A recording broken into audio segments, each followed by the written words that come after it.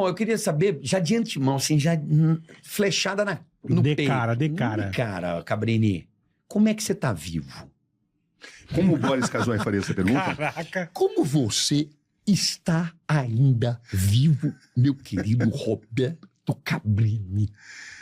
Olha, o que eu diria, bom, em primeiro lugar, né, é um prazer responder essa pergunta do Boris. A gente só brinca com quem a gente gosta. É verdade. O Boris é outro gênio da nossa profissão. Não tenha dúvida. Mas eu diria para vocês que o que vocês chamam de risco, de coragem, para mim é sempre uma missão calculada, aonde a gente procura cobrir conflitos internacionais, fazer matérias investigativas, mas sempre dentro de uma racionalidade. Existem aqueles que cobrem guerra de um hotel, de um quarto de hotel, e outros que vão para a linha de frente. Quando você vai para a linha de frente, você precisa estudar a melhor forma de fazê-lo. Quando você faz uma matéria investigativa, e você, por exemplo, investiga a banda podre da polícia, você sempre procura demonstrar que você não está perseguindo ninguém.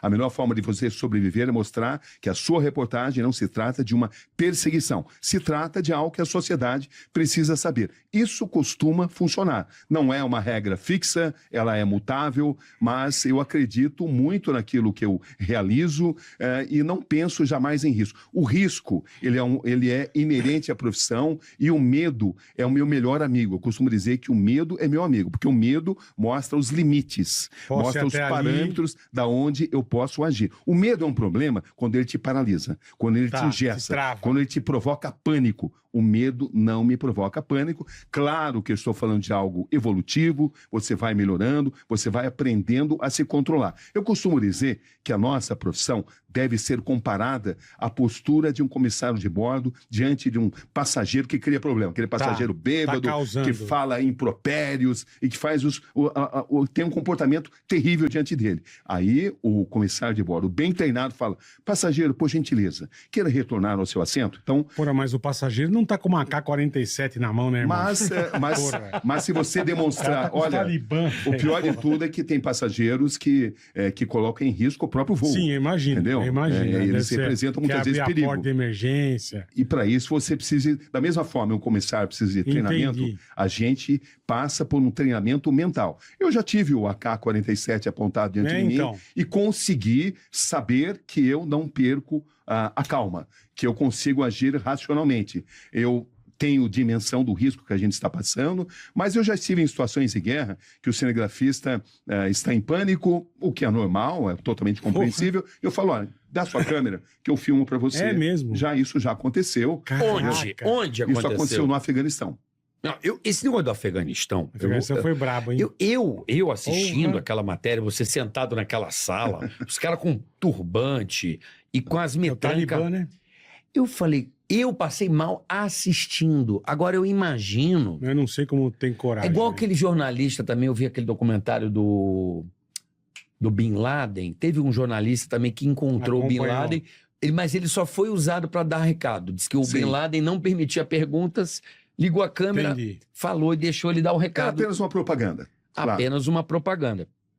Mas mesmo assim... O que eu queria dizer, perguntar para você, Cabrini, se eu falar agora, qual o dia que você fala assim, eu vi a cara da morte e ela estava viva? Eu me borrei. Como diria Cazu. Olha, isso já aconteceu algumas vezes. Aquela que te marca agora. Veio, pá! Olha, morri agora. Quando eu estive no Afeganistão 3 vezes. A primeira, quando o Talibã tomou o poder, em 1995. Depois, quando os americanos invadiram e tomaram o poder, eu estive lá também. E agora, quando o Talibã retomou o poder, depois de 20 anos. Quando o Talibã tomou o poder, em 96, para ser mais exato, eu estava em uma vila que estava sendo totalmente dizimada pelas forças do Talibã, justamente porque era uma vila que tinha dado comida para as tropas persas que eram inimigos do Talibã.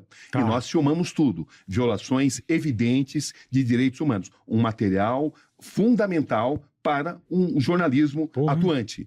E quando a gente estava saindo, a gente foi interceptado pelas tropas do Talibã. Aí eles botaram o Kalashnikov diante de nós, o nosso cinegrafista ficou com muito receio, mas eu me salvei porque eu sabia falar algumas palavras em pastum, que é o idioma deles. Eu falei como Rabaranasta, Sarrafi brasiliano, evidentemente o carioca aprendi pode comendo da Umarara isso aí outro dia. Algumas palavras em pastum com algumas palavras em árabe. árabe, né? O que eles usam ali, até porque o islamismo usa muito o idioma árabe, né? Na sua concepção. Então, o que eu procurei nessa hora dizer... que você conseguiu segurar a Eu onda. procurei demonstrar, Bola, que eu era um jornalista brasileiro, não era um jornalista americano, estava lá também para respeitar o lado deles da história. Entendi. Claro que o meu vocabulário em pastum não é muito grande, mas eu consegui pelo menos fazer com que eles trouxessem um comandante talibã que falava inglês bem, boa. com quem eu pude conversar bem. O resto E dos aí talibãs não eu fizeram procurei bem demonstrar que a inglês. gente tinha se perdido, mas que a gente se preocupava muito em mostrar o lado deles da história. Porque o Talibã, como tantas facções islâmicas, eles têm sempre a concepção de que você tem preconceito com relação àquilo que eles pensam. E um dos preceitos básicos da nossa profissão é mostrar a diversidade. Eu sempre digo Respeitar, né? que quando nós estamos fazendo jornalismo, o jornalismo não se trata de um ato de convencimento. Eu não estou fazendo uma matéria para fazer com que as pessoas pensem como eu penso. Eu estou fazendo uma matéria para que as pessoas, munidas de boas Entendam, informações, possam tomar decisões melhores. Foi o que eu Perfeito, procurei perfeito. demonstrar naquele instante, que eu estava ali para mostrar, inclusive, o lado do Talibã, o que o Talibã pensava e que eu não tinha qualquer tipo de preconceito. O detalhe, eu quero saber o detalhe, Cabrini, ali. O momento, o que foi? O cara apontou, alguém apontou uma arma, Então, estourou uma bomba? quando eles nos interceptaram, eles apontaram o Kalashnikov em nós, e eu falei, puxa, agora talvez a gente não tenha nem tempo de fazer explicações. Entendeu? Pelo amor de Deus. Mas isso já dentro do Afeganistão. Isso quando a gente estava saindo dessa vila. Dentro do Afeganistão, mais ou menos uns 40 quilômetros de Cabul, a capital, Vocês não a estavam gente estava acompanhando saindo. de ninguém do exército A gente estava americano? acompanhando de um guia, entendeu? Mas eles não quiseram, eles deixaram o guia de lado. O problema deles era vocês. eu e o cinegrafista. Putas que Você pariu. sempre viaja em duas pessoas.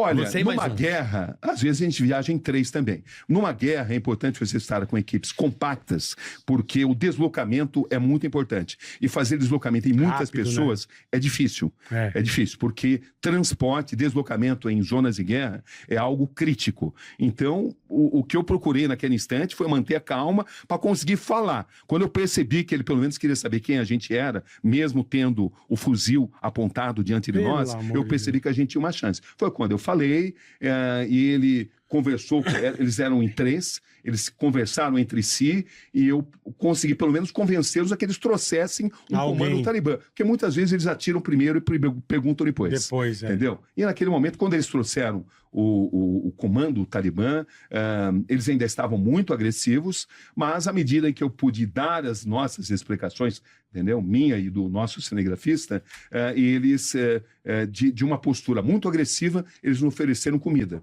que era pão, tomate e muita areia. Muita areia. Nunca vi Não, era sem farofa. tomate Que e delícia. farofa. Tão delicioso. Farofa. Comi tudo sem reclamar. Farofinha árabe. Farofinha árabe. Farofinha árabe. Cagou um Aliás, a tijolo. gente fala árabe, na verdade, o Talibã não é árabe, né? É uma outra etnia, eles são islâmicos, mas eles não são árabes. tá. Eles não são árabes? Não, o São o persas. afegão não são persas também. Otomanos.